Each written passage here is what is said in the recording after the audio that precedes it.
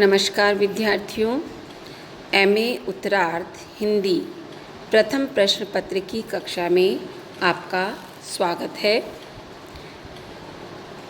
विद्यार्थियों, पूर्व में हम स्कंदगुप्त नाटक की कथा वस्तु तथा पात्र एवं चरित्र चित्रण के विषय में पढ़ चुके हैं।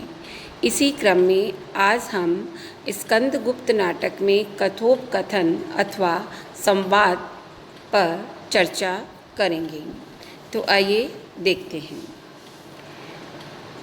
किसी भी नाटक में कथोपकथन का अपना निजी महत्व होता है। कथोपकथन अथवा संवादों की सहायता से न केवल पात्रों की चारित्रिक विशिष्टताएं स्पष्ट होती है, अपितु कथा को भी गतिशीलता प्राप्त होती है। अस्तु नाटक में कथोपकथन अथवा संवादों का भी कोई कम महत्व नहीं है। सामान्यतया श्रेष्ठ संवादों में निम्नलिखित गुण आवश्यक माने गए हैं। नंबर 1 है संक्षिप्तता, नंबर 2 सरलता, नंबर 3 है कथा विकास में सहायक, और नंबर 4 है भावानुकूलता, और नंबर 5 है पात्र की चारित्रिक विशेषताओं को उद्घाटित करना। स्कंदगुप्त, इस दृष्टि से हम स्कंदगुप्त नाटक के कथोपकथन का अध्ययन करते हैं। वास्तव में स्कंदगुप्त के संवादों में संक्षिप्तता व सरलता पर विशेष ध्यान रखा गया है और एक एक दो दो पंक्तियों के वार्तालाप संवाद सौष्ठव उपस्थित कर देते हैं। जैसे कि उदाहरण देखिए, भटार्क कहता है कौन, भटार्क कितने सैनिक हैं, सर्वनाक पूरा एक गुल्म, भटार्क अंतःपुर से कोई आज्ञा मिली है, सर्वनाक नहीं। इस प्रकार से देखिए कितने संक्षिप्त और सरल संवाद है जिन्हें पढ़ते ही उसका अभिप्राय समझ में आ जाता है।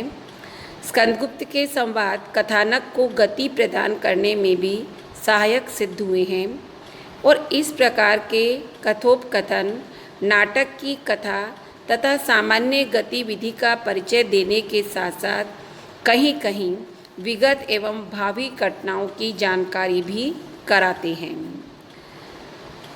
प्रस्तुत नाट्यकृति स्कंदगुप्त में इस प्रकार के संवादों की अधिकता है, जहाँ की विभिन्न स्थानों में घटित प्रसंगों और घटनाओं का संगठन कर उनका संकेतात्मक परिचय दिया गया है। उदाहरण के लिए निम्नलिखित अवतरणों में गुप्त साम्राज्य की तत्कालीन स्थिति का परिचय देते हुए अयोध्या की घटनाओं की सूचना भी दी गई है। देखिए संवाद, स्कंदगुप्त, क्या अयोध्या में कोई नया समाचार है? पर्णदत्त, संभवतः सम्राट तो कुसुम पर चले गए हैं और कुमार आमात्य महाबलाधिकृत वीरसेन ने स्वर्ग की ओर प्रस्थान किया। स्कंदगुप्त, क्या महाबलाधिकृत अब नहीं हैं? शौक, पर्णदत्त, अनेक समरों के विजेता महामानी गुप्त साम्राज्य के महाबलाधिकृत अब इस लोक में नहीं हैं। इधर प्रौढ़ सम्राट के विलास की मात्रा बढ़ गई है। प्रसाद जी ने स्कंदगुप्त ने संवादों की सहायता से पात्रों का चरित्र चित्रण भी किया है। इस प्रकार का वार्तालाप करने वाले पात्रों के चरित्र पर तो प्रकाश पड़ता ही है, पर साथ ही दो पात्रों के परस्पर वार्तालाप से अन्य पात्रों की चारित्रिक विशेषताओं का भी हमें आभास मिलता है। देखिए कुछ उदाहरण। भीम वर्मा, परंतु क्या वे मानते हैं? बंधु, नहीं भीम, युवराज स्कंदगुप्त ऐसे क्षुद्र हृदय के नहीं। उन्होंने पुरगुप्त को उस जघन्य अपराध पर भी मगध का शासक बना दिया है, वह तो सिंहासन भी नहीं लेना चाहते। जयमाला, परंतु तुम्हारा मालव उन्हें प्रिय है। तभी देवसेना, भाभी, सर्वात्मा के स्वर में आत्मसमर्पण के प्रत्येक ताल में अपने विशिष्ट व्यक्तित्व का विस्मृत हो जाना एक मनोहर संगीत है। क्षुद्र स्वार्थ भाभी, जाने दो, भैया को देखो, कैसा उदार, कैसा महान और कितना पवित्र। इन संवादों से पात्रों की मनोवृत्तियों का भी ज्ञान होता है और साथ ही बंधु वर्मा, जयमाला और देवसेना आदि पात्रों की चारित्रिक विशेषताएं भी उभर कर सामने आती है। इनमें पात्रानुकूलता भी है और मनोवैज्ञानिकता लाने की चेष्टा भी की गई है। इसलिए इस नाटक के कथोपकथन गंभीर वार्तालाप, मधुमेह वार्तालाप और कुचक्र प्रेरित वार्तालाप नामक 3 भागों में विभाजित किए जा सकते हैं।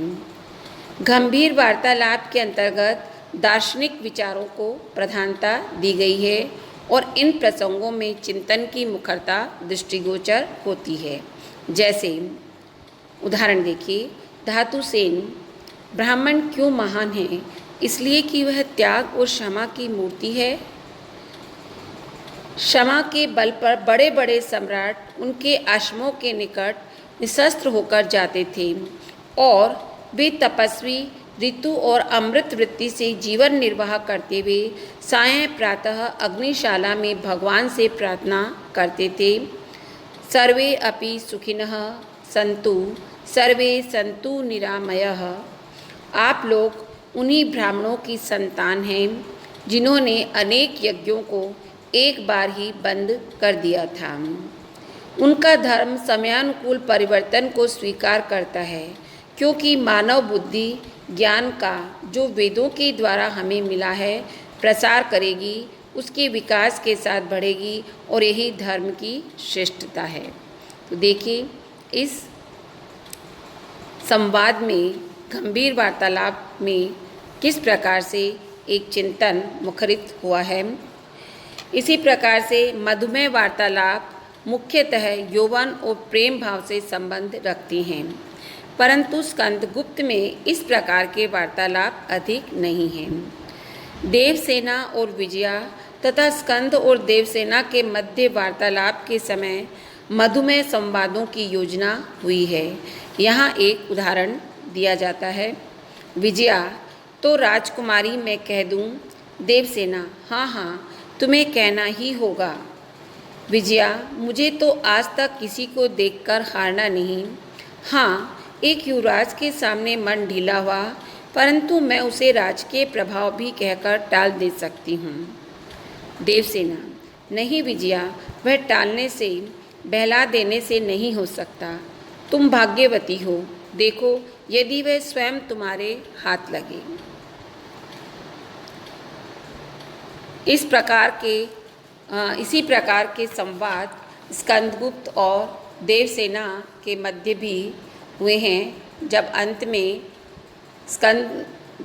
स्कंदगुप्त देवसेना के समक्ष प्रणय निवेदन करता है और देवसेना उसे अस्वीकार कर देती है। इसके अतिरिक्त एक और है कुचक्र प्रेरित वार्तालाप।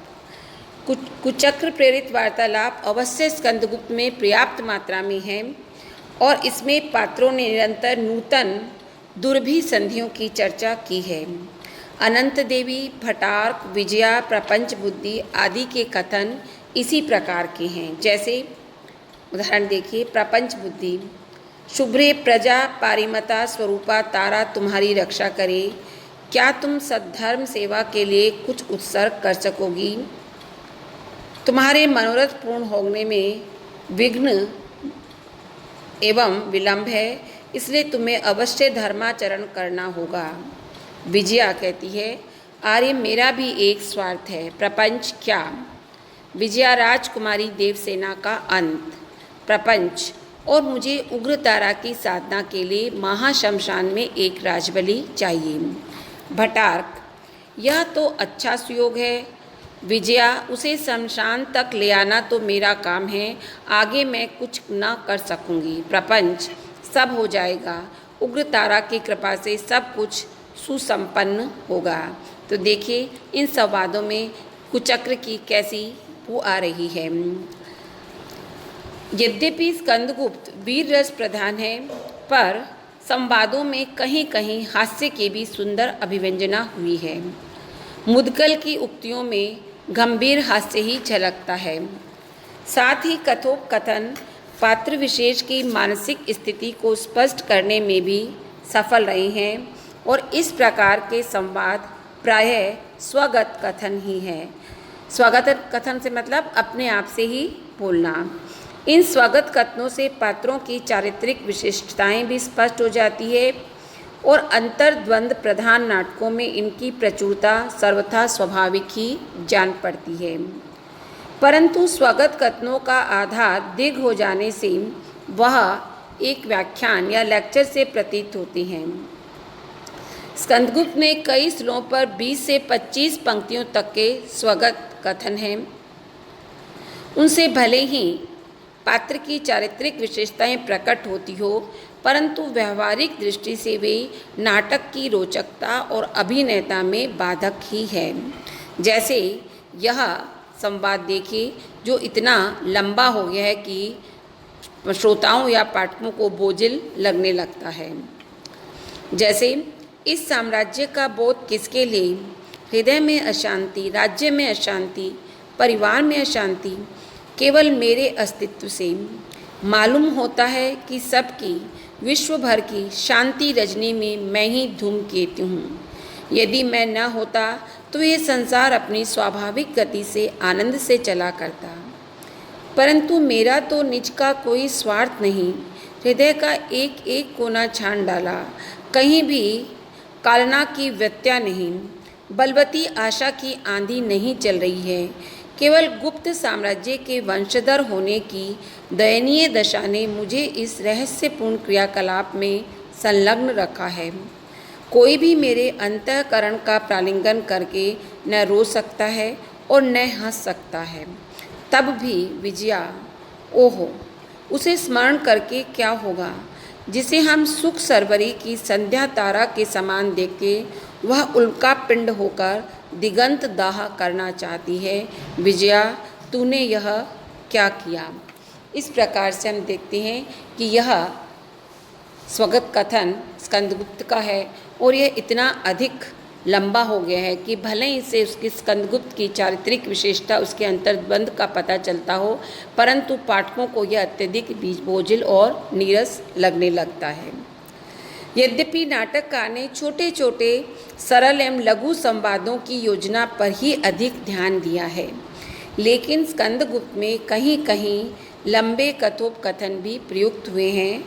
विजया और अनंत देवी का यही वार्तालाप अपनी दीर्घता के कारण रोचकता का पतन कर देता है।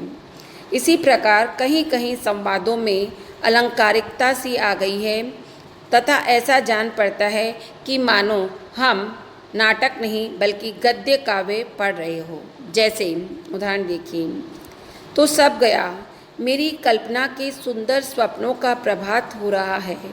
नाचती हुई निहार कणिकाओं पर तीखी किरणों के भाले।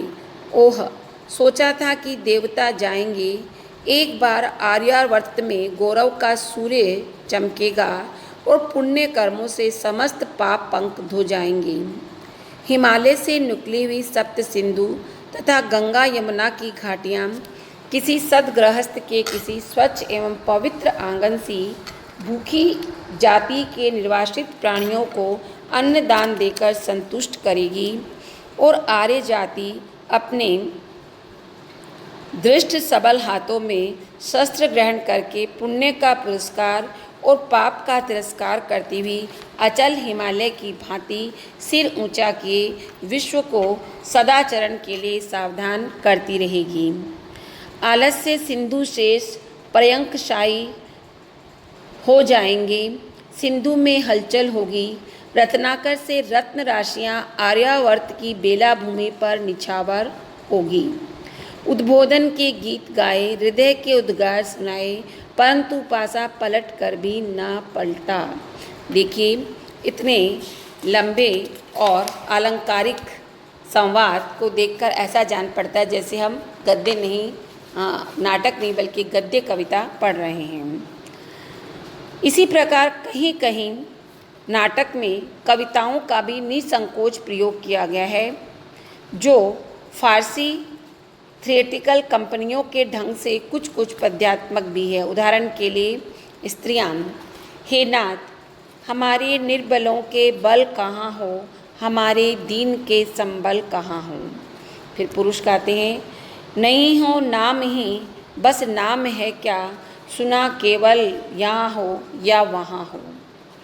इस प्रकार से हम देखते हैं कि स्कंदगुप्त नाटक में सामान्यतः कथोपकथन संबंधी सभी गुण विद्यमान है, यद्यपि कहीं कहीं स्वगत कथन अथवा आपसी वार्तालाप में कुछ कथोपकथन अनावश्यक दीर्घ और लंबे हो गए हैं, जो कुछ बोझिल से प्रतीत होते हैं।